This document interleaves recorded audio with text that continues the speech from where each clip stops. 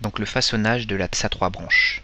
On va aller récupérer nos 3 brins en forme d'oblong au réfrigérateur, en placer un verticalement face à la personne qui façonne, un placé en diagonale sur le premier avec la partie basse en bas à droite et la partie haute en haut à gauche, et le troisième brin parallèlement au premier. On se trouve face à nous avec 2 brins à gauche et un brin à droite.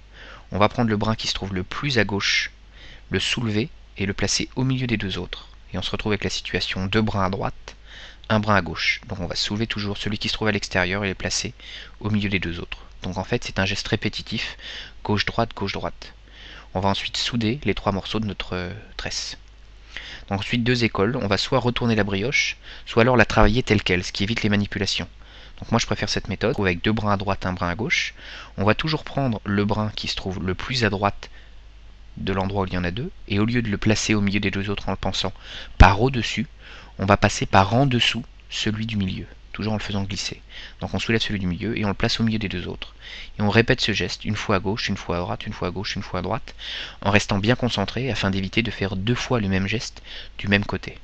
On va venir souder les 3 morceaux et on se retrouve bien avec une tresse en forme d'oblong, pointu, gros, pointu.